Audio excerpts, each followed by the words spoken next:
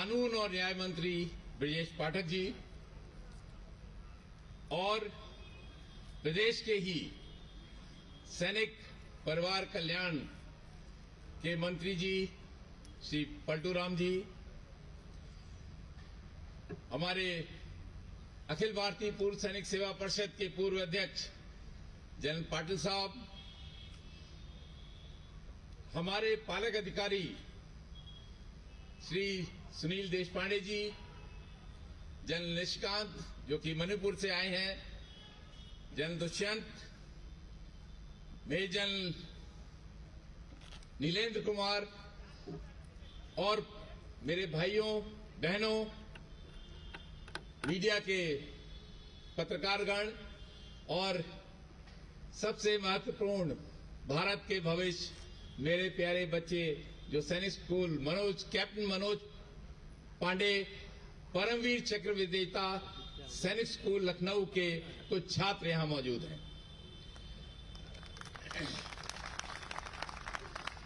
आज एक ऐतिहासिक दिन है जबकि अवध की धरती पर हम सब लोग अपना रजत जयंती समारोह संपन्न कर रहे हैं, मना रहे हैं और संयोगवश यह वह धरती है जहां पर अखिल भारतीय पूर्व सैनिक सेवा परिषद की 1992 में एक छोटी सी इकाई स्थापित हुई थी। आज हमारा इतिहास के बारे में एक छोटी सी डॉक्यूमेंट्री आप देखेंगे, उसमें एक प्रभावी तौर पे 1995 में हमारी स्थापना हुई थी और उसी से हमारे 25 वर्ष पिछले वर्ष हुए थे, लेकिन कोरोना की वजह से हम लोग इस रजत जयंती को उस साल नहीं मना पाए और आज मना रहे हैं। सर्वप्रथम मैं अपने आदरणीय रक्षा मंत्री जी को धन्यवाद देना चाहता हूं, साधुवाद देना चाहता हूं, जिन्होंने इस वर्ष की शुरुआत में हमारी इस संस्था को, हमारी इस परिषद को मान्यता प्रदान दी है। हमारा अस्तित्व, हमारी पहचान इस मान्यता के जरिए हमको हासिल हुई है और यह बहुत बड़ी चीज है और मील का पत्थर है हमारी इस यात्रा में, जो कि निरंतर चलती रहेगी। और एक बात मैं और कहना चाहता हूं कि भारत की ब्यूरोक्रेसी को देखते हुए एक कीर्तिमान भी स्थापित हुआ जब एक महीने के दौरान में जब मैंने अप्लाई किया और जिस पॉइंट पे हमको ये मान्यता मिल गई, टोटल समय 1 महीना लगा। ये भी एक कीर्तिमान है और इसके लिए भी माननीय रक्षा मंत्री हमारे धन्यवाद के अधिकारी हैं। ये 25 वर्ष का जो समय है बहुत ही सफल रहा, गौरवशाली रहा। हमारे शुरुआत के समय जनरल खंडूरी साहब, ब्रिगेडियर राज बहादुर शर्मा साहब, एयर कॉमोडोर गांधी साहब यहाँ हैं, एयर वाइस मार्शल दीक्षित साहब यहाँ पर हैं और अनेकों बोकल साहब हैं, प्रहलाद सिंह जी हैं, दिवाकर जी हैं यहाँ पर। इन लोगों ने अपना जो खून और पसीने को बहाया है इस पौधे को बड़ा करने में, इनकी जो इसमें योगदान है वो कभी हम इसका शब्दों में बखान नहीं कर पाएंगे, लेकिन सराहनीय है और अनुकरणीय है। हमारे 3 उद्देश्य हैं, जैसा कि आप सबको मालूम है। ये जो संगठन है, ये जो परिषद है, ये बाकी जितने भी पूर्व सैनिकों के संगठन हैं उनसे बहुत भिन्न है। मैं आदरणीय रक्षा मंत्री जी को विश्वास दिलाना चाहता हूं कि ये एक ऐसी परिषद है जिसका उद्देश्य बाकी परिषदों से, बाकी संगठनों से भिन्न है। यहां हमारा केवल एक मूल मंत्र है, एक बीज मंत्र है, राष्ट्र प्रथम सदैव एवं सर्वदा। तो चाहे कोई भी कठिन समय हो, लेकिन हमको कोई दिक्कतें मिल सकती हैं, हो सकती हैं, लेकिन हमारे लिए हमारा भारत प्यारा है, सर्वोत्तम है, सबसे ऊंची पायदान पर है। हमारे 3 मूल मंत्र हैं, सेवा, साहस और सम्मान। सेवा देश की, सम्मान हमारे देश का और हमारे सैनिकों का, उनके बलिदान का, वीरांगनाओं का, हमारे जो स्पेशल डिसेबल्ड भाइयों का, यह हमने हर हाल में निश्चित करना है। और साहस ऐसा कि देश के लिए आज भी हम सीमाओं की रक्षा करते रहे। जब हम यूनिफॉर्म में थे, आज जब हम यूनिफॉर्म के बाहर हैं, अभी भी हम में वो जज्बा है कि देश के ऊपर अगर कोई संकट आता है, हमारे भारत के ऊपर कोई संकट आता है, तो हम तन मन धन से कटिबद्धता प्रतिबद्धता के साथ देश के साथ खड़े होंगे और यहां पे जो भी सरकार होगी उसके साथ कंधे से कंधा मिलाकर हमेशा अपना सर्वोच्च न्यौछावर करने के लिए तैयार हैं।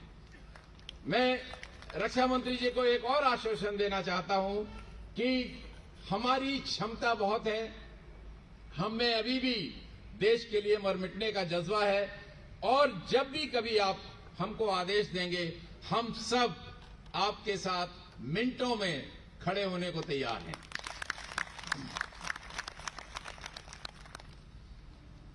आज मैं माननीय रक्षा मंत्री जी का,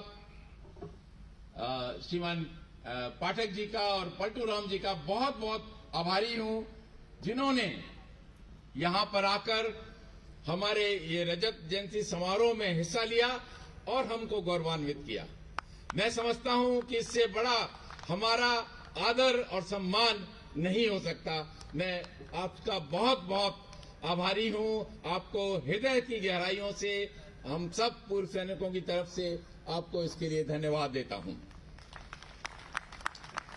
अंत में मैं केवल इतना कहना चाहूंगा कि हमारी अखिल भारतीय पूर्व सैनिक सेवा परिषद हमेशा राष्ट्र प्रथम के नारे के साथ आगे बढ़ती रहेगी और प्रगति के शिखर पे हमेशा अग्रसर होती रहेगी। मैं आप सबको बहुत बहुत शुभकामनाएं देता हूं अपनी तरफ से। मैं ईश्वर से प्रार्थना करता हूं कि वह आपको हमेशा प्रसन्न रखे, स्वस्थ रखे और हमेशा आपको सफलताएं हासिल होती रहें। आपके बच्चे, आपके नाती पोते खूब अच्छी शिक्षा ग्रहण करें, चरित्रवान हो, अच्छे नागरिक बने और देश के अच्छे इंजीनियर, डॉक्टर्स, प्रोफेसर्स, जजेस और साइंटिस्ट और सबसे महत्वपूर्ण देश के अच्छे अधिकारी बने। बहुत बहुत धन्यवाद। एक बार फिर रक्षा मंत्री जी का बहुत बहुत आभार। जय हिंद, जय भारत, वंदे मातरम। बहुत धन्यवाद हमारे राष्ट्रीय अध्यक्ष जी ने जो आप सबको अपनी यात्रा के बारे में बताया।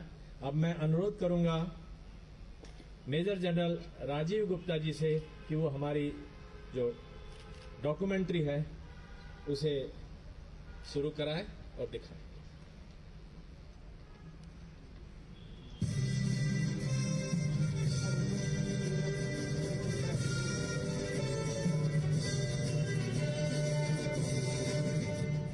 कहते हैं सैनिक कभी सेवानिवृत्त नहीं होते और भारतीय सैनिक तो कतई नहीं। जवानी भर सरहद पर दुश्मन से लड़ते हैं और सेवा मुक्त होकर भी राष्ट्र सेवा के लिए सदैव तत्पर रहने की सौगंध उठाते हैं। समाज की सेवा में जुट जाते हैं भारतीय सैनिक। राष्ट्र प्रेम और राष्ट्र सेवा के इन्हीं भावों से प्रेरित होकर पूर्व सैनिकों के कुछ उत्साही नायकों ने एक फैसला लिया, पूर्व सैनिकों का एक संगठन, एक परिषद बनाने का। यह बात 90 के दशक की है। हालांकि देश में पूर्व सैनिकों के और भी संगठन हैं, जिनके मुख्य उद्देश्य है पूर्व सैनिकों के हितों की रक्षा। पर देश की अग्रणी सेवा संस्था राष्ट्रीय स्वयंसेवक संघ ने अखिल भारतीय स्तर पर पूर्व सैनिकों के एक ऐसे संगठन की परिकल्पना की जो पूर्व सैनिकों के हितों की रक्षा के साथ साथ राष्ट्र हित और समाज हित के संकल्पों के साथ कार्य करे। अपने उच्चतर मानवीय मूल्यों और बृहद अनुभवों के बल पर राष्ट्र निर्माण में अपना अमूल्य योगदान दें। इन संकल्पों को लेकर एक छोटी सी पहल हुई सन 1991 में जम्मू कश्मीर में। लेफ्टिनेंट जनरल लक्ष्मण सिंह रावत की अध्यक्षता में पूर्व सैनिक परिषद के गठन का फैसला किया गया। अगले साल यानी सन 92 के अगस्त 26 को उत्तर प्रदेश में पूर्व सैनिक सेवा परिषद का गठन कर लिया गया। इसे परिषद की नींव में पड़ी पहली ईंट कह सकते हैं। परिषद के संस्थापक संगठन मंत्री बने कमांडर बाल कृष्ण जायसवाल। सेवानिवृत्त होने के बाद राष्ट्रीय स्वयंसेवक संघ के अंदर एक पूर्णकालिक कार्यकर्ता के रूप में विद्या भारती जो शिक्षा संस्थान है उसमें काम करता था। जब वहां से लौटकर घर लौटा तो एक सैनिकों की बैठक मेरठ में हो रही। वहां मालूम हुआ कि सैनिकों का एक संगठन बनाया जा रहा है राष्ट्रीय स्वयंसेवक संघ के तत्वावधान में। तो अपनी आदत अनुसार हमने वहां गीत गा दिया, रिकॉर्ड रख दिया और उन्होंने पकड़ लिया कि अब आप चाहिए इसको उत्तर प्रदेश में।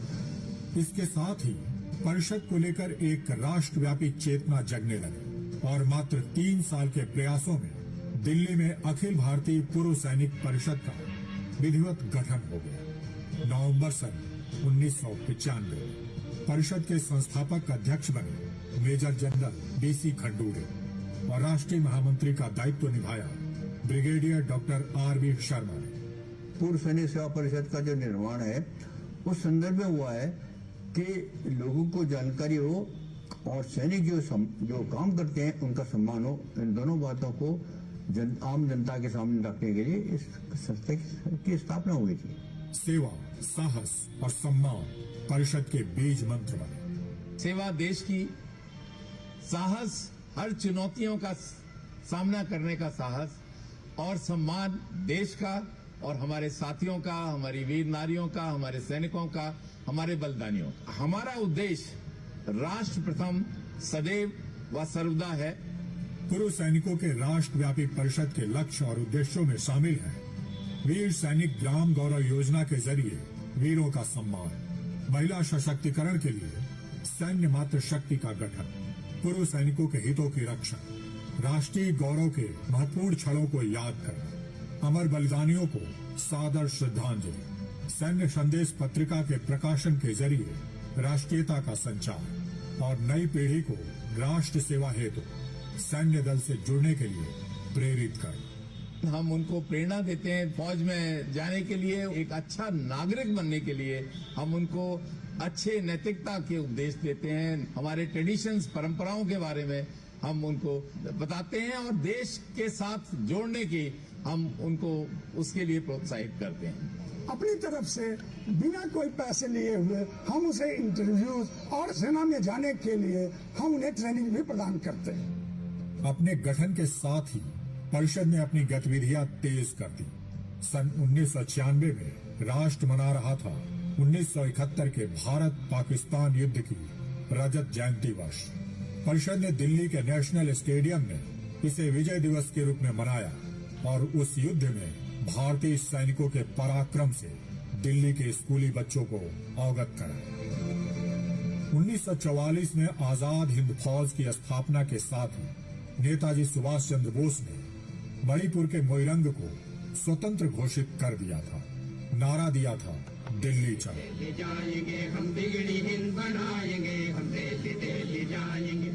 नेताजी के उस साहसिक कदम को यादगार बनाने के उद्देश्य से अखिल भारतीय पूर्व सैनिक सेवा परिषद ने 1997 में मोइरंग से दिल्ली तक की एक यात्रा का आयोजन किया और लाल किले पर आजाद हिंद फौज का ध्वज फहराया।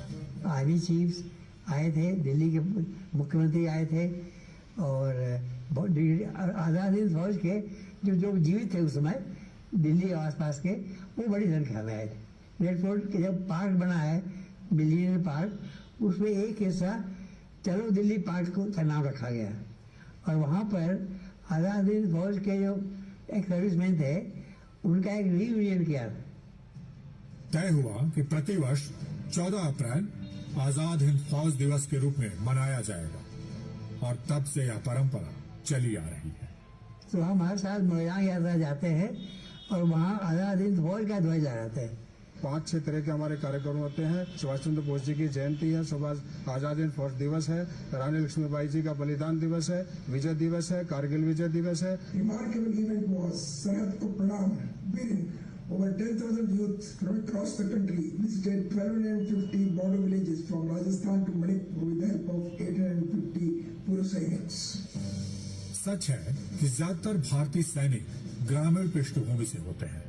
गांवों से आने वाले वे वीर सपूत जो राष्ट्र रक्षा हेतु न्यौछावर कर गए अपने प्राण, उनकी सर्वोच्च शहादत को सम्मान देने के लिए परिषद ने शुरू की वीर सैनिक ग्राम गौरव योजना। इसके तहत इनके गांव के विकास के भी प्रयास किए जाते हैं। इस योजना के तहत प्रथम सम्मान किया गया गाजीपुर उत्तर प्रदेश के अंबाबंसी गांव का, जहां के सपूत लांस नायक राम उग्र पांडे ने 1971 के युद्ध में अपने अदम्य साहस से दुश्मन के छक्के छुड़ा दिए थे, जिसके लिए उन्हें महावीर चक्र से सम्मानित किया गया। आगे चलकर परमवीर चक्र और दूसरे सैन्य सम्मानों से अलंकृत सैनिकों के गांवों को वीर सैनिक ग्राम गौरव योजना के तहत सम्मानित किया गया। जो पूर्व सैनिक सेवानिवृत्ति के बाद अगर उनकी जब मृत्यु होती है तो पेंशन कम हो जाता है, तो परिवार चलाने में अक्सर दिक्कत होती है।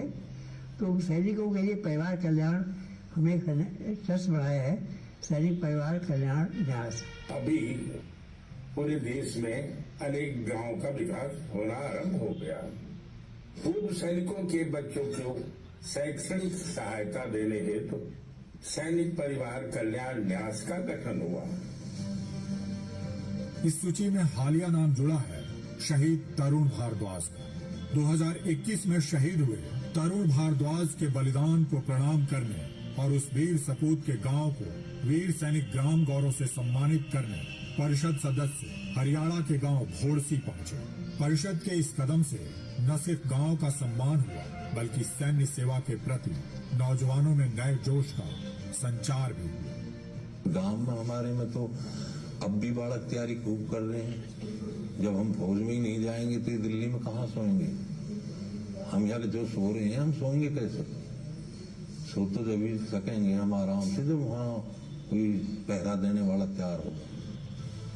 पूर्व सैनिकों की पत्नियों और बेटियों के हितों की रक्षा और उनके सशक्तिकरण के लिए सैन्य मातृ शक्ति के नाम से परिषद ने विशेष पहल की है।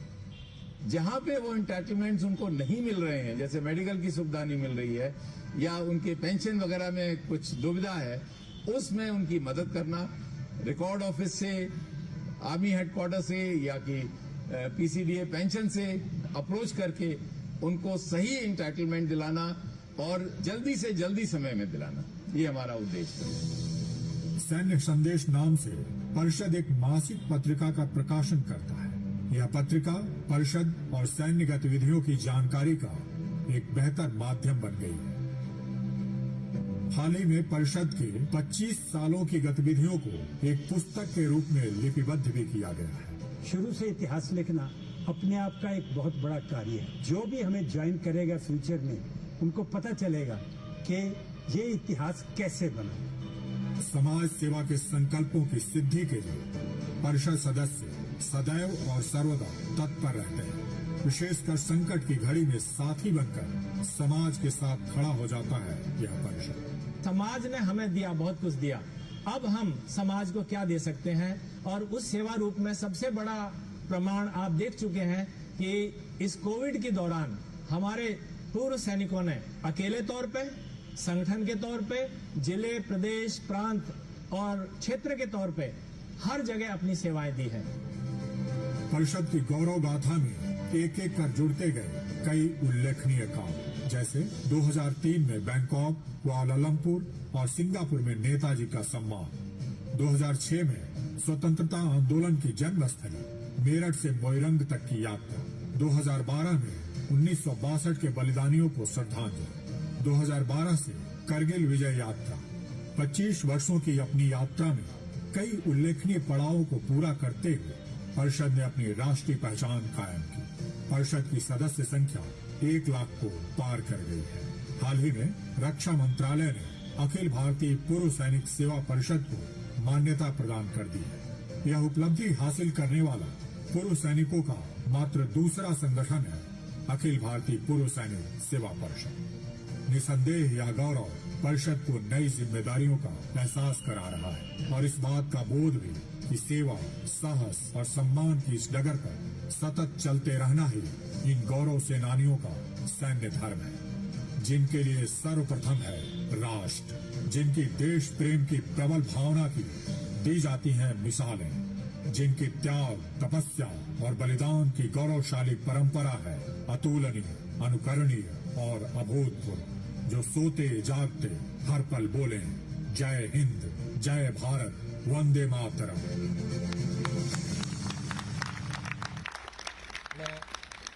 धन्यवाद। मैं भी अनुरोध करूंगा हमारी 2 पुस्तकें स्मारिका और सैन्य चेतना के बढ़ते कदम, इनका अवरान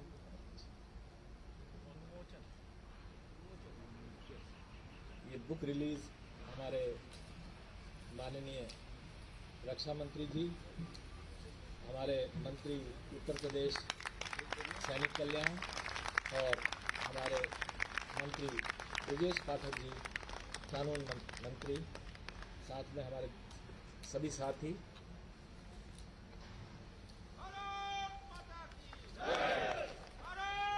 air commander DK. Gandhi ji और ब्रिगेडियर राज बहादुर शर्मा जी, जिन्होंने इस पुस्तक को लिखने में, बनाने में पूरा उन्होंने ही किया है। कहाँ मुझे दिखाई नहीं दे रहे, कृपया स्टेज पर आ जाएं एयर कमांडर बालकृष्ण गांधी जी।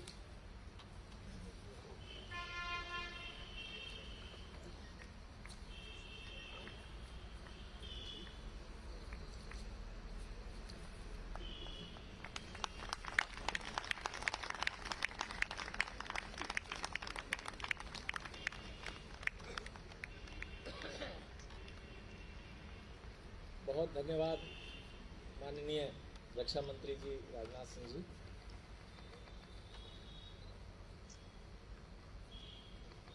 अब मैं अनुरोध करूंगा श्री पलटू राम जी, ऑनरेबल मिनिस्टर ऑफ सैनिक कल्याण मंत्रालय, जो अपने सूरज चंद है।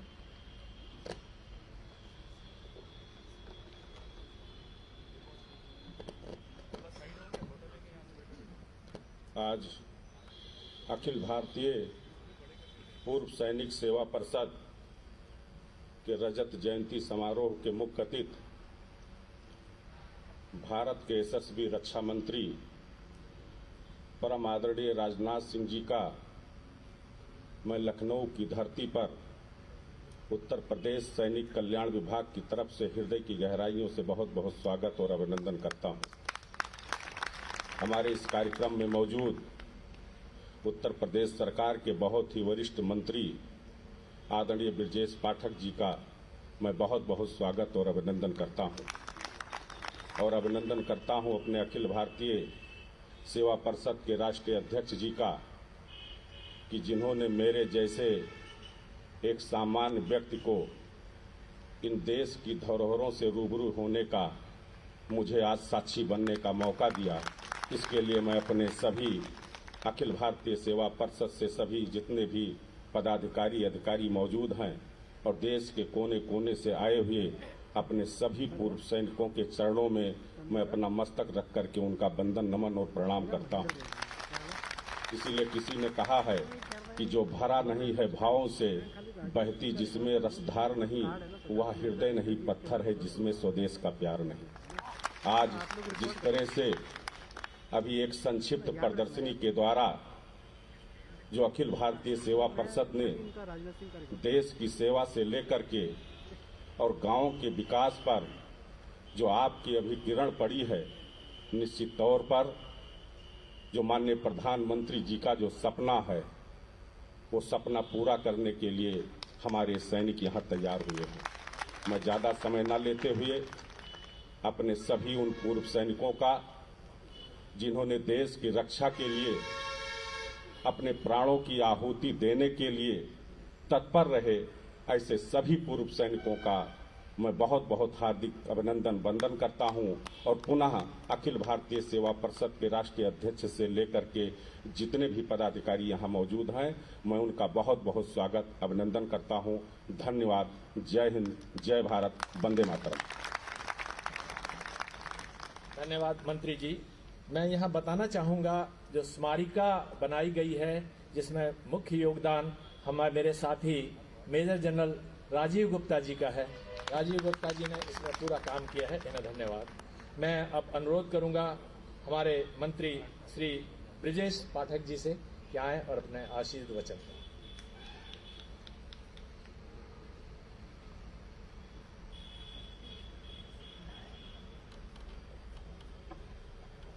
अखिल भारतीय पूर्व सैनिक सेवा परिषद के रजत जयंती समारोह के भव्य एवं गरिमामयी इस कार्यक्रम में हमारे बीच में मुख्य अतिथि के रूप में उपस्थित हैं भारत सरकार के आदरणीय रक्षा मंत्री, कार्यकर्ताओं की दिलों की धड़कन, और जिन्होंने कभी भी इतने सर्वोच्च पद पर रहते हुए भी ये महसूस नहीं होने दिया कि आम जनमानस उनके कितने भी निकट आ सकता है, ऐसे आदरणीय राजनाथ सिंह जी, राष्ट्रीय अध्यक्ष लेफ्टिनेंट जनरल आदरणीय पीके चतुर्वेदी जी,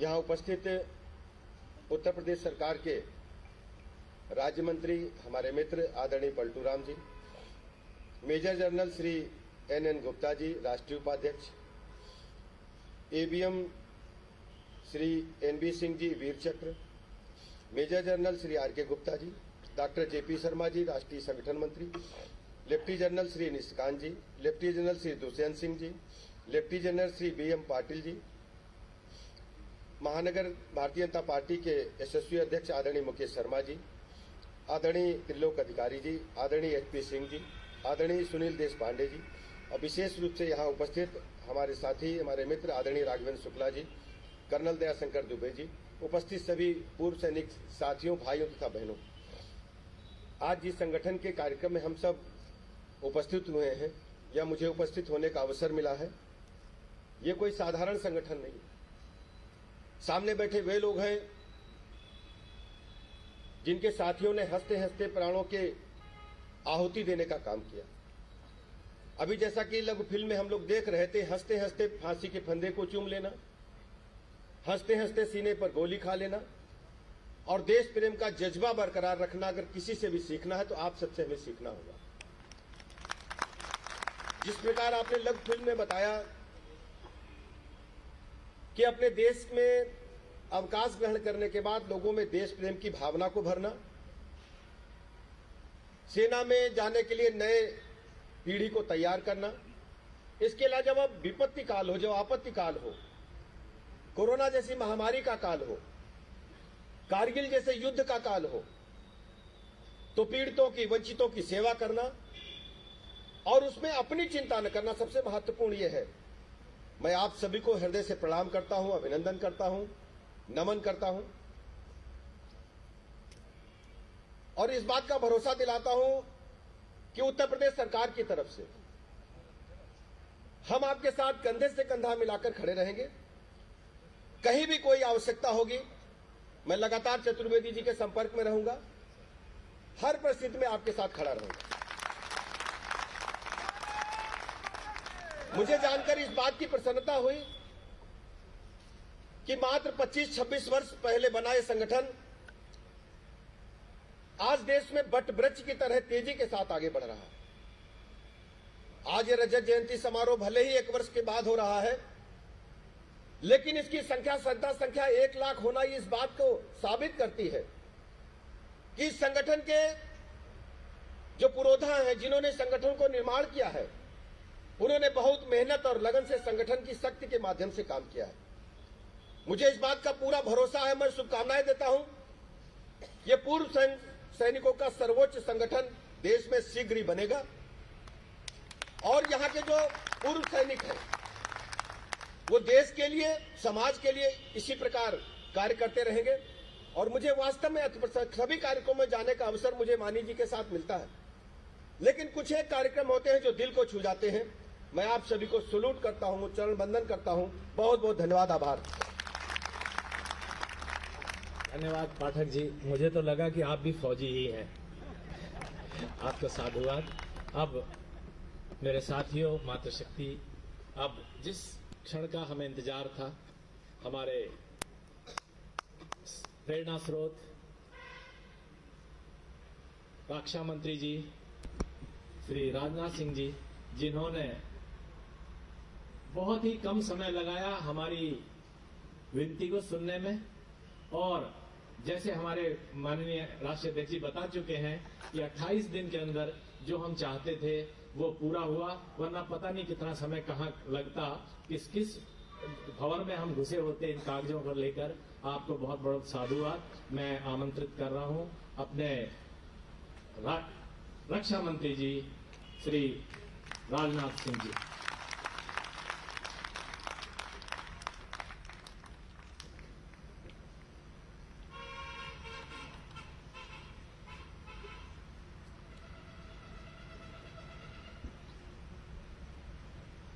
अखिल भारतीय पूर्व सैनिक सेवा परिषद के राष्ट्रीय अध्यक्ष लेफ्टिनेंट जनरल विजय चतुर्वेदी जी, उत्तर प्रदेश सरकार के विधि एवं न्याय मंत्री श्री ब्रजेश जी पाठक, सैनिक कल्याण मंत्री उत्तर प्रदेश सरकार Shri Paltu Ram ji, major general Janbir Singh ji, president UP major general Devendra Gupta, national vice president AVM SP Singh ji, national vice president major general R K Gupta, national vice president doctor JP Sharma, राष्ट्रीय संगठन मंत्री, और इस संगठन को प्रभावी बनाने में लगातार जो भूमिका निभाते रहते हैं, ऐसे हमारे श्री सुनील जी देश पांडे, और इस कार्यक्रम में मौजूद हमारे सभी सम्मानित पूर्व सैनिक। जिस समय चतुर्वेदी जी अपना भाषण कर रहे थे, उसमें उन्होंने कहा कि रक्षा मंत्री जी के उपस्थित होने से हम बहुत ही प्रसन्न हुए हैं और हम गौरवान्वित हुए हैं।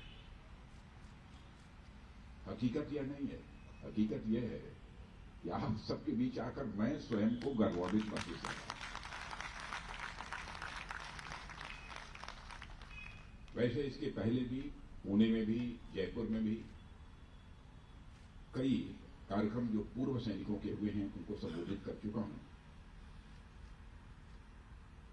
लेकिन अपने कार्यक्रम में, पूर्व सैनिक सेवा परिषद के कार्यक्रम में ये उपस्थित होने का ये पहला अवसर है। अब चतुर्वेदी जी ने इस बात के लिए आभार व्यक्त कर दिया कि आपने बड़ी कृपा की कि हमको 27-28 दिन के अंदर रजिस्ट्रेशन करा दिया। अरे वो भी 28 दिन कैसे लग गए हमारे जैसे व्यक्ति को, मुझे तो आश्चर्य है। और ये कहकर तो आपने मुझे धर्म संकट में डाल दिया। हो सकता है कुछ औपचारिकताएं पूरी करनी होती हों, इस कारण 28 दिन का समय लग जाता हो। नहीं तो कहा और हुआ। हुकूमत ऐसे ही चलती है। और सबसे पहले जहां पर मैं अपनी तरफ से आप सबका हार्दिक अभिनंदन और स्वागत करता हूं, देश के सारे पूर्व सैनिकों का अपनी तरफ से हार्दिक अभिनंदन और स्वागत करता हूं। इसका रजत जयंती के अवसर पर सामान्यतः जब मैं पूर्व सैनिकों के कार्यक्रम में जाता हूं तो एक्सटेम्पोर्ड बोलता हूं, जहां जहां अब तक गया। लेकिन इस बार मैंने फैसला किया कि मैं एक्सटेम्पोर्ड नहीं बोलूंगा, कुछ तैयार करके कुछ लिख कर बोलूंगा। एक्सटेम्पोर्ड तो बहुत होती, इसलिए आज मैं कुछ तैयार करके आया हूं। और मैं कह सकता हूं कि पूर्व सैनिकों के साथ मेरा बहुत एक आत्मीय रिश्ता रहा है। सहज एक सम्मान का भाव जो सैनिकों के प्रति किसी व्यक्ति के मन में होता है, तो पूर्व सैनिकों के प्रति भी वह रहा है, क्योंकि मैं जानता हूं कि once a soldier always a soldier.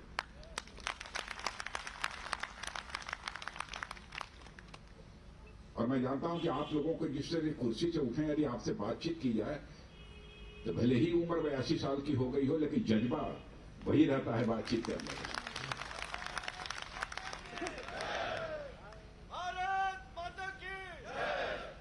और सचमुच वह जज्बा, वह तेवर देखकर मुझे बेहद खुशी होती है। और लगभग पिछले 2.5 वर्षों से देश के रक्षा मंत्री के रूप में अपनी जिम्मेदारी का मैं निर्वाह कर रहा हूं, लेकिन इतनी बात तो पक्की हो गई है, रक्षा मंत्री होने के नाते भी आपसे रिश्ता है, और नहीं भी रहूंगा तो पूर्व रक्षा मंत्री तो रहूंगा, इसे कोई चीज नहीं करता।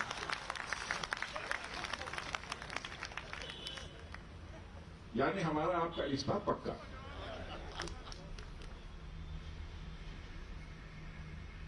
हाँ, ये बात सही है कि रक्षा मंत्री के रूप में जिम्मेदारी संभालते हुए आपकी समस्याओं को नजदीक से देखने और समझने का एक अवसर इधर प्राप्त हुआ है।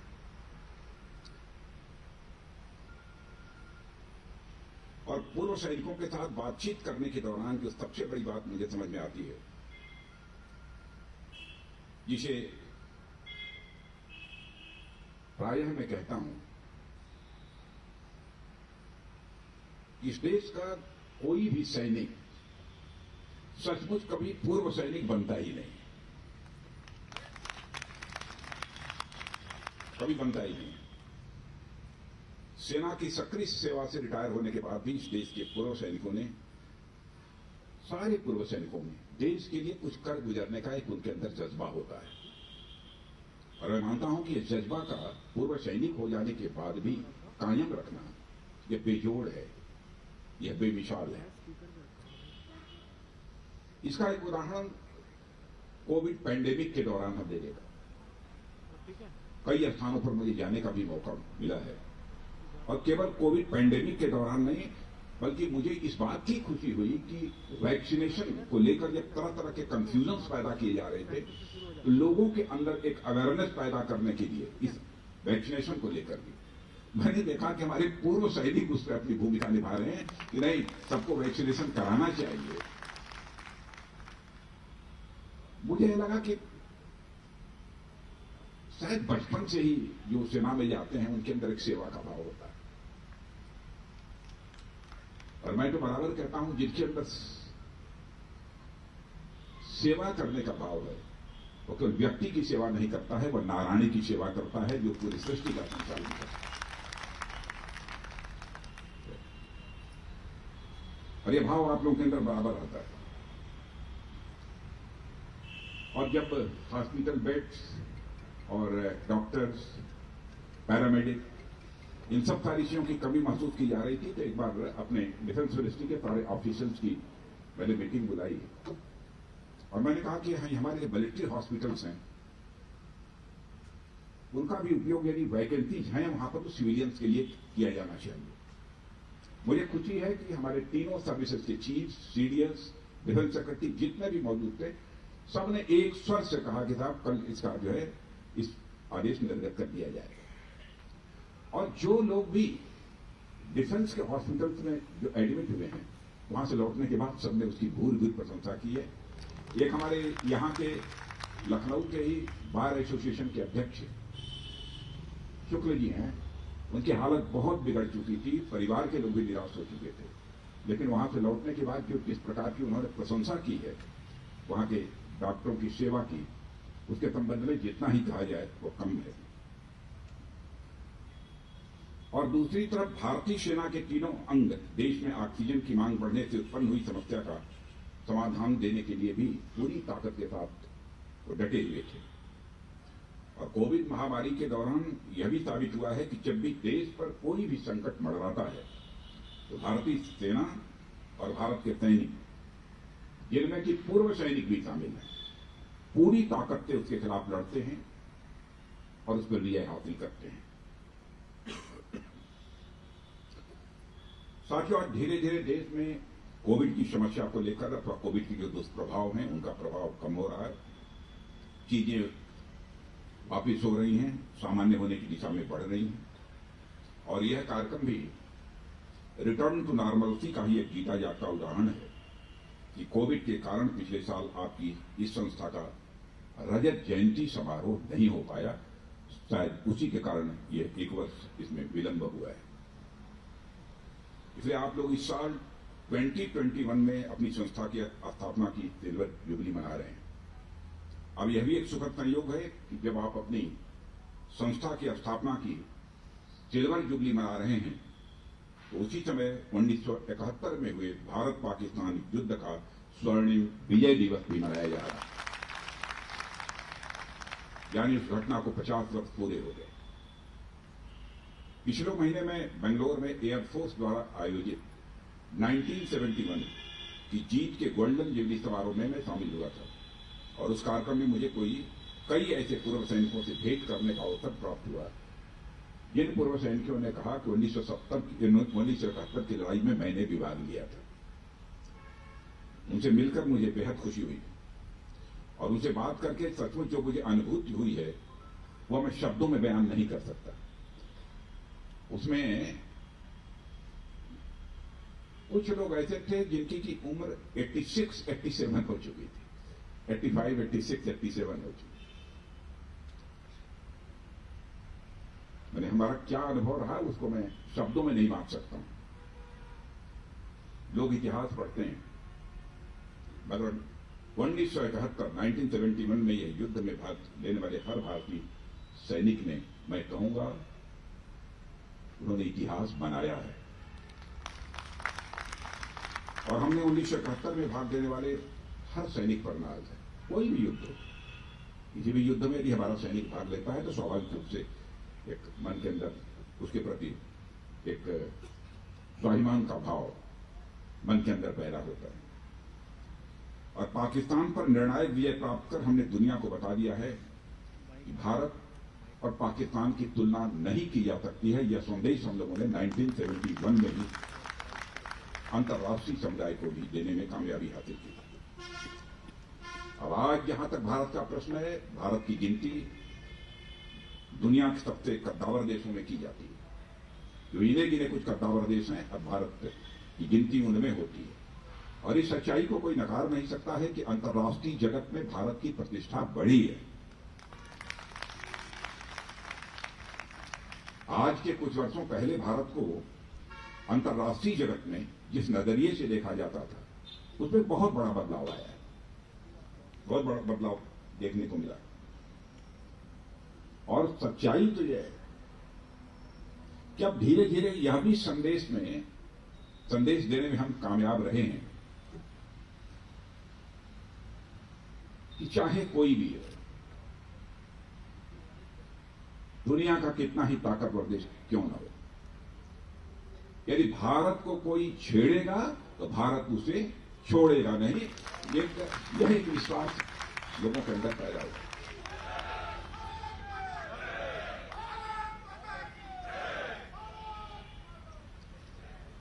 लोग कहते थे कि आतंकवाद के खिलाफ लड़ाई लड़ने की ताकत, कुव्वत यदि किसी के पास है तो अमेरिका के पास है, तो इजराइल के पास है। लेकिन अब हालात बदल गए। अब दुनिया यह मानने लगी है कि नहीं, आतंकवाद के खिलाफ लड़ने की कुव्वत भारत के पास भी है। सर्जिकल स्ट्राइक करके भी हम लोगों ने दिखा दिया और एयर स्ट्राइक करके भी हम लोगों ने दिखा दिया। कोई यह उम्मीद नहीं करता, अंतर्राष्ट्रीय जगत के लोग भी यह उम्मीद नहीं करते थे इस तरीके से सर्जिकल स्ट्राइक होगी।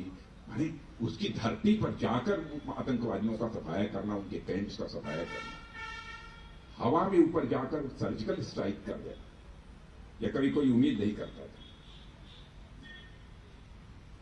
1971 में फुल स्केल वार में बुरी तरह परास्त होने और 1999 में कारगिल के लिमिटेड वार में मात खाए पाकिस्तान को अब आतंकवाद के साथ छोड़ना पड़ेगा। और मैं आज बतला रहा हूं रक्षा मंत्री होने के नाते, छोड़ना पड़ेगा। अब तो ऐसे घोषित कर दिया है उन्होंने कि हम आतंकवाद को हम कोई प्रश्रय नहीं देते, कोई वो नहीं करते, छोड़ना पड़ेगा। हमारा एक और पड़ोसी है और उस पड़ोसी के बारे में अच्छी तरह जानते हैं, उसका नाम लेने की कोई जरूरत नहीं। अब पता नहीं उसने मंसूबा बना रखा है कि दुनिया में चाहे जिसके जो भी हो उसके साथ हमको मनमानी करनी है।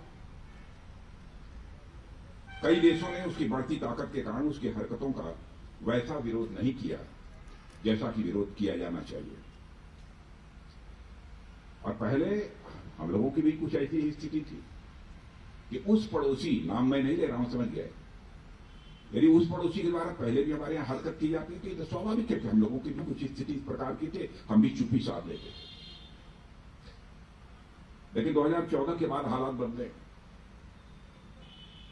मैं तो एकदम बिल्कुल जो भी डिसीजंस होते रहे सब कुछ उसमें इन्वॉल्व रहा हूं पूरी तरह, सारे तीनों सर्विसेज के चीफ्स के साथ लगातार उस दौरान बैठना, क्या क्या चीजें हो रही हैं, कैसे आगे बढ़ना, क्या करना, कैसे करना है, सब सारी चीजें होती रही।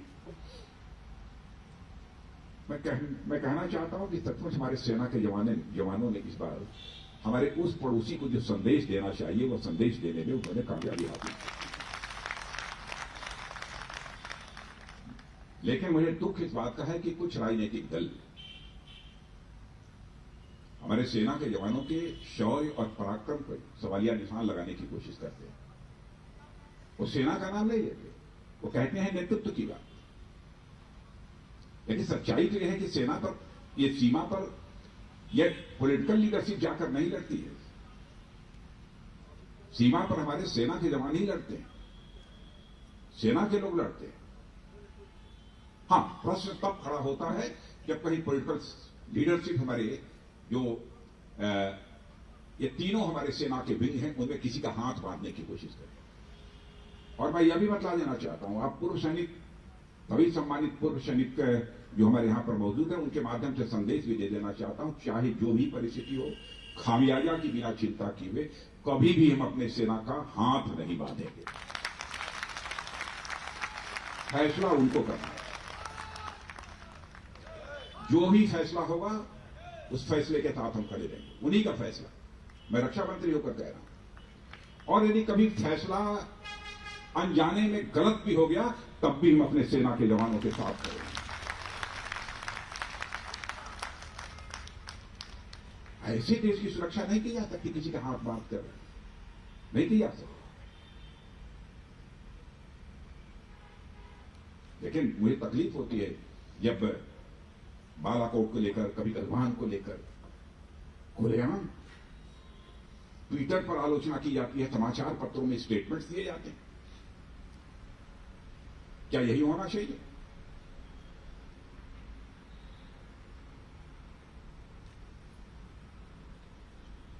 अब एक अरुणाचल प्रदेश में जिन गांव में गांव बनाने की बात हो रही है,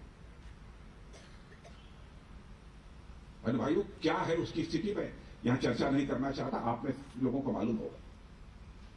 और हम क्या कर रहे हैं बॉर्डर पर इस समय, मैं जाकर देख आया हूं। मैं अभिनंदन करना चाहता हूं अपने सेना के अधिकारियों का, सेना के जवानों का।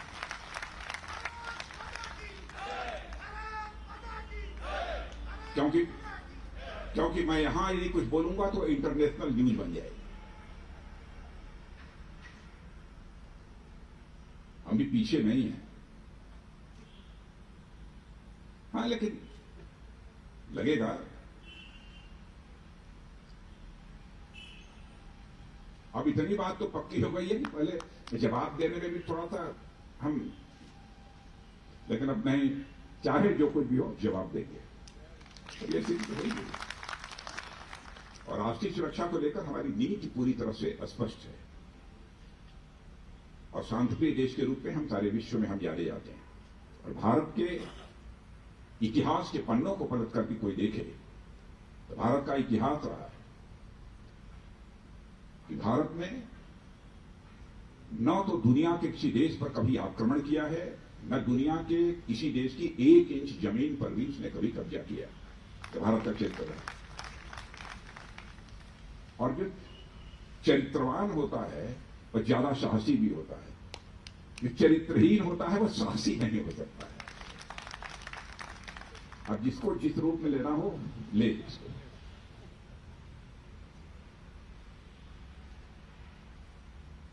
वैसे तो साथियों हर प्रोफेशन जो होते हैं अपने में विशिष्ट होते हैं, और आर्म फोर्सेस का हिस्सा बनना अपने आप में बेहद खास होता है। इसके पीछे देश प्रेम की राष्ट्रीय भावना भी मौजूद रहती है, जो किसी भी राष्ट्र के निर्माण के लिए सबसे महत्वपूर्ण होती है, सबसे अहम होती है। और उस राष्ट्रीय भावना का प्रसार हमारी जनता में, खासकर युवाओं में होना आज के समय की बहुत बड़ी मांग है। और यह काम मैं चाहता हूं आप लोगों से के अतिरिक्त और कोई इतनी बेहतर तरीके से नहीं कर सकता है, मैं मानता हूं। और इस दायित्व को भी आप निभा रहे हैं। मेरा हमेशा प्रयास रहता है कि मैं कुछ न कुछ अपने पूर्व सैनिक के लिए कुछ न कुछ करता रहूं। लेकिन आप जानते हैं, आप तो गवर्नमेंट सरकार में रहे हैं, देखा है बहुत सारे लेफ्टिनेंट जनरल्स भी और सारे मेजर जनरल्स, कई लोग हैं ब्रिगेडियर्स भी। सरकार की भी अपनी कुछ सीमाएं होती हैं, लेकिन फिर भी हमारे दिल की चाहत रहती है कि नहीं होनी चाहिए चीज। और हमारी कोशिश रहती है कि आपकी जो जिम्मेदारियां हैं, पारिवारिक जिम्मेदारियां हैं, उनका बोझ कुछ कम किया जा सके। कुछ ग्रांट्स जैसे penury grants, children education and marriage grants, medical grant आदि उसी दिशा में कुछ ऐसे कदम हैं। कोविड महामारी की मार किसी से छिपी नहीं है और इसका सबसे ज्यादा प्रभाव यदि किसी पर रहा है तो हमारे बुजुर्ग भाइयों और बहनों पर रहा है। इसे देखते हुए लोकल फार्मेशन कमांडर्स को ईसीएचएस पैनल में निजी अस्पतालों को भी शामिल करने के लिए अधिकृत किया है। और इस साल हमने एक ऑनलाइन पोर्टल की भी शुरुआत की है, शायद आप लोगों को जानकारी बात आ गई होगी, जिसके माध्यम से हमारे सैनिक भाई कुछ कॉस्टली आइटम जैसे कार, फ्रिज, टीवी या अन्य कोई आइटम खरीदना चाहते हैं, वह सीएसडी से अब ऑनलाइन मंगवा सकते हैं। यह एक ऐसा पोर्टल जारी किया है। और अगर एक तरफ हमारे पास 15 लाख सर्विंग सोल्जर्स की देखभाल की जिम्मेदारी है, तो दूसरी तरफ लगभग 30 लाख यंग सर्विसमैन का वेलफेयर भी ये हमारी सरकार की जिम्मेदारी ही नहीं है, बल्कि मैं कहना चाहूंगा ये हमारी प्रायोरिटी है, ये हमारी प्राथमिकता है। और हमारे प्रधानमंत्री नरेंद्र मोदी जी के मन के अंदर क्या भाव रहता है आपको बताने की जरूरत नहीं। जो मांग लगभग 30-35 वर्षों से चली आ रही थी, उसको प्रधानमंत्री बनने के साथ ही 1 रैंक 1 पेंशन की मांग को चुटकी बजाकर हमारे प्रधानमंत्री ने पूरा कर दिया। ठीक है, एक रिवीजन की है, उसकी बात मैं जानता हूं हमारे संज्ञान में है, वो चीजें चल रही हैं, उसका भी समाधान निकलेगा। साथियों, सैनिकों के सम्मान और कल्याण के लिए हमारी सरकार पूरी तरह से प्रतिबद्ध है, मैं यह आश्वस्त आपको करना चाहता हूं। और 2006 से पहले रिटायर हुए हवलदार जिनको नायब सूबेदार के रैंक में रिवाइज पेंशन का लाभ नहीं मिल रहा था, मैंने मंत्रालय को नई व्यवस्था बनाने को कहा और फरवरी 2020 में ऑर्डर हो गया। अब प्री 2006 में रिटायर्ड हवलदार जिनको ऑनरी नायब सूबेदार का रैंक मिला, उन्हें भी रिवाइज्ड पेंशन का लाभ मिल रहा है। ऐसे करीब 75,250 ऑनरेरी नायब सूबेदारों को लाभ मिला है। 60 सर्विस कमीशन के माध्यम से सेना में आए अधिकारियों की शिकायत थी कि सेवा से मुक्त होने के बाद उन्हें रैंक लगाने की इजाजत नहीं थी। इससे कई युवा सेना की नौकरी करने से कतराते थे। मैंने फैसला कर दिया कि 60 सर्विस कमीशन से सेवा मुक्त हुए अधिकारी भी अपनी रैंक का उपयोग कर सकते हैं। और इस साल मार्च में नियमों में संशोधन कर दिया गया और अब वह शिकायत भी दूर हो गई। साथियों, 50 सालों में नेवी और एयरफोर्स के पर्सनल के लिए पेंशन रेगुलेशन को रिवाइज ही नहीं किया गया था। हमने दिसंबर 2020 में तीनों सेनाओं के पेंशन रेगुलेशन की रिवाइज करने के आदेश दे दिए, उसको रिवाइज किया गया। पहले बैटल कैजुअल्टी के मामलों में केवल 2 लाख रुपए की एक्स ग्रेशिया राशि प्राप्त होती थी, उसको बढ़ाकर 8 लाख रुपया कर दिया गया। 2 लाख से बढ़ाकर सीधे आ गया। जब फाइल आई तो प्रपोजल कुछ और था, लेकिन मैंने कहा और बढ़ाई। पूर्व सैनिकों की पेंशन से जुड़े मामले अटके, भटके और लटके नहीं है। इसके लिए डेडिकेटेड पेंशन ग्रीवेंस सेल मौजूद है, जिसमें 97% मामलों का सफलतापूर्वक निस्तारण हो रहा है। और यदि कोई शिकायत है तो अभी हम लोग बातचीत करेंगे, मिलेंगे, मैं आपसे जानना चाहूंगा ताकि मैं उसका समाधान कर सकूं। पूर्व सैनिकों के परिवारों को ECHS की सुविधा बड़े पैमाने पर बढ़ाई गई है और अब यह सुविधा वर्ल्ड वार II के वेटरन्स, इमरजेंसी कमीशन ऑफिसर्स के साथ साथ 60 सर्विस कमीशन के अधिकारियों को भी दी जा रही है। साथियों, हमारी सरकार ने CDS गठन करने के बाद डिफेंस मैनेजमेंट की दृष्टि से आजादी के बाद हुए सबसे बड़े डिफेंस रिफॉर्म में से एक रिफॉर्म ये किया है और इस निर्णय से फोर्सेस के बीच ज्वाइंटशिप धीरे धीरे बढ़ रही है, लेकिन अभी ब्रेन स्टॉर्मिंग का सिलसिला ये चल रहा है। सेनाओं में कोऑपरेशन और बेहतर और प्रभावशाली तरीके से बने, यह कोशिश है और इस दृष्टि से थिएटर कमांड नई व्यवस्था पर भी हम लोग इस समय काम कर रहे हैं। पिछले महीने एक और बड़ा डिफेंस रिफॉर्म हमारी सरकार ने किया है और वह है OFB का कार्पोरेटाइजेशन, जिसके बारे में आप सबको समाचार पत्रों के माध्यम से जानकारी होगी। अब 7 ये कंपनियां बना दी गई, पब्लिक सेक्टर अंडरटेकिंग्स होंगी, PSUs होंगी। और लाभ हानि का फैसला नहीं करना, हर चीज के लिए सरकार पर आश्रित नहीं रहना पड़ेगा। लेकिन अभी नई कंपनियां यह बनी हैं, नई PSUs बने हैं, इनकी हैंड होल्डिंग हम 5 साल तक करेंगे ताकि कोई कठिनाई ना आने पाए। लोग कहते थे कर्मचारी आंदोलन करेंगे, यह होगा वो होगा, तरह की समस्याएं, लेकिन मैं सचमुच ऑर्डिनेंस सेफ्टी बोर्ड के कर्मचारियों के प्रति भी आभार व्यक्त करना चाहता हूं। एक बार की हमारी उनकी मीटिंग हुई, उसके बाद उन्होंने पूरी तरह से इसमें सहयोग किया और मैं ऑर्डिनेंस फैक्ट्री बोर्ड का कार्पोरेटाइजेशन भी एक बहुत बड़ा रिफॉर्म मानता हूं। और आपको इस बात की जानकारी होगी कि भारत लंबे समय तक दुनिया की इंपोर्टिंग कंट्रीज में नहीं गिना जाना चाहिए, बल्कि भारत अब दुनिया की एक्सपोर्टिंग कंट्रीज में आकर खड़ा होना चाहिए। इसके लिए भी कुछ मेजर स्टेप्स हम लोगों ने लिए। 209 ऐसे आइटम्स की एक पॉजिटिव लिस्ट भी हम लोगों ने जारी की है और मैं यह भी जानकारी देना चाहता हूं, 209 आइटम्स की लिस्ट जो जारी की है, इसके अलावा और भी आइटम्स की लिस्ट जारी करने पर भी हम गंभीरतापूर्वक विचार कर रहे हैं। विदेशी कंपनियों को भी कहा जा रहा है कि आप भारत में आइए, इन्वेस्ट करिए और यहीं पर अपना जो ऑपरेटर्स, जो उपकरण, जो वेपन आपको बनाना है, यही बनाइए। हमारा कहना है कि make in India, make for the world. हमारी बात पूरी दुनिया में गौर से सुनी जा रही है। Make in India and make for the world, यह संदेश पूरी दुनिया को हमारा ये चला गया है। आज देश के हालात बदल गए हैं। जहां पहले 65-70% रक्षा सामग्री आयात की जाती थी, अब देश में रक्षा खरीद का केवल 35% ही इंपोर्ट हो रहा है। पहले यह 65 to 70 था, जबकि 65% सामान भारत में ही खरीदा जा रहा है। पहले ये स्थिति नहीं थी। ये 5-6 वर्षों के अंदर बहुत बदलाव आया है।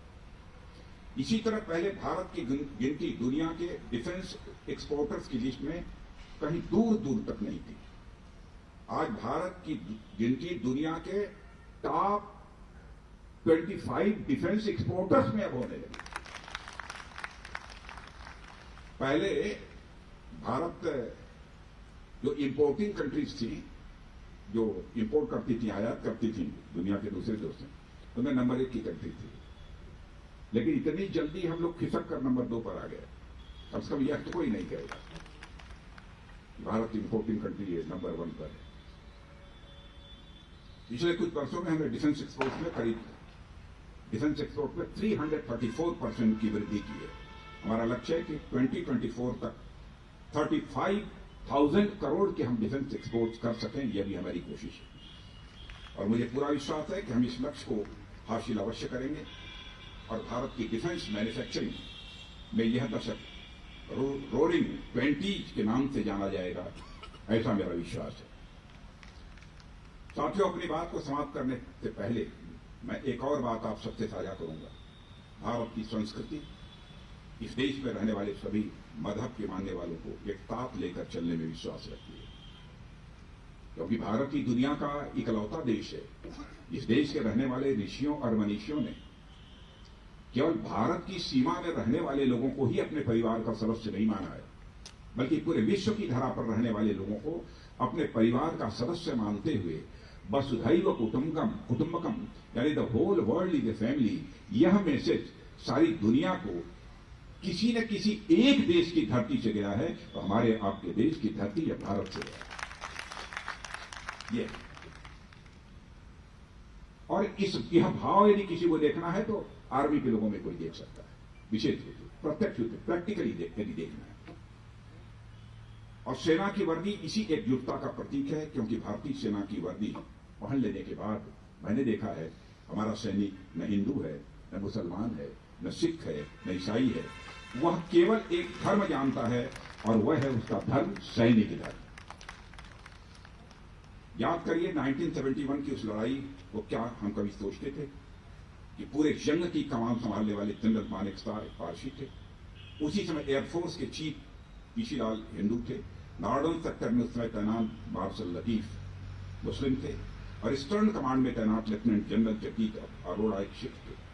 हमें ध्यान नहीं आता क्योंकि सैनिक वर्दी पहनने के बाद सिर्फ एक ही पहचान रह जाती है, जिस पहचान की हमने चर्चा की। बहुत बड़ी बात है, यह भारत की संस्कृति के अनुरूप, भारत की कल्चर के अनुरूप आपका यह आचरण है।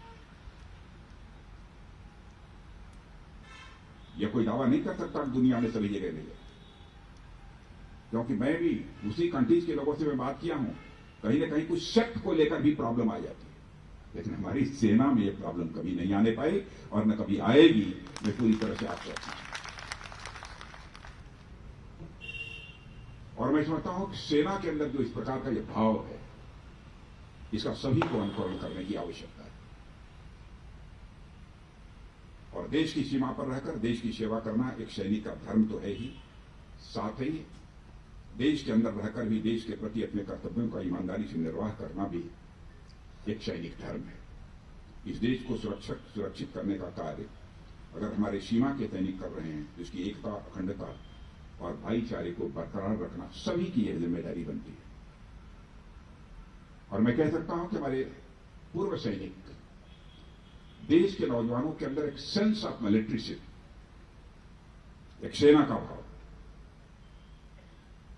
यह पैदा करने में एक महत्वपूर्ण भूमिका वो निभा सकते हैं। लोगों के अंदर राष्ट्रीय स्वाभिमान की भावना पैदा करने का काम ये हमारे पूर्व सैनिक कर सकते हैं। सेंस ऑफ प्राइड, वैसे प्राइड तो आप किसी से बात करिए, कोई सड़क पर चलने वाला आदमी हो, कुछ ठोकर लग जाए तो आपसे लड़ने के लिए तैयार हो जाता है, उसका व्यक्तिगत स्वाभिमान जाग उठता है। मान लीजिए किसी प्रदेश का, किसी समाज का रहने वाला है, उस प्रदेश और समाज के बारे में कोई आप टिप्पणी कर दीजिए, कुछ कह दीजिए, तो उसका समाज का स्वाभिमान, परिवार का स्वाभिमान जागृत हो जाता है और आपसे लड़ने के लिए तैयार हो जाता है। लेकिन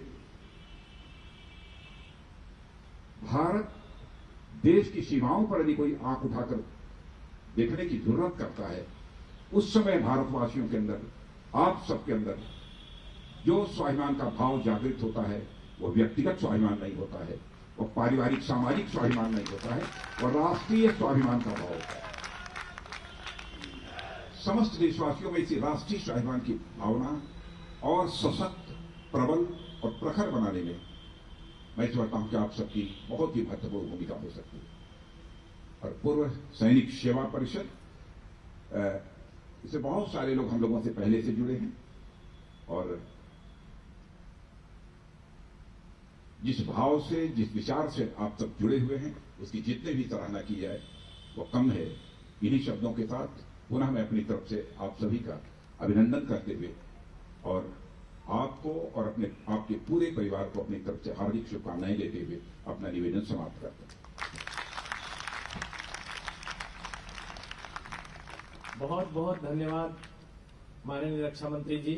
मैं आपको बताना चाहता हूं कि हमारे साथियों में यहाँ 5 साथी 85 साल से ऊपर के हैं, करीबन 10 साथी हमारे ऐसे हैं जो 80 से ऊपर हैं और कम से कम 50 साथी हैं जिन्होंने तीनों सेनाओं में, जिन्होंने 71 की लड़ाई में भाग लिया है और शौर्य दिखाया है। इसका प्रत्यक्ष उदाहरण है आपकी बाईं ओर जो आप हमारे साथी बैठे हुए हैं, हमारे राष्ट्रीय अध्यक्ष लेफ्टिनेंट जनरल चतुर्वेदी जी, जिन्होंने 20 साल की उम्र में 3 महीने की ट्रेनिंग के बाद Subscribe to our channel by clicking the subscribe button. Click the bell button and enjoy the latest uploads from our channel.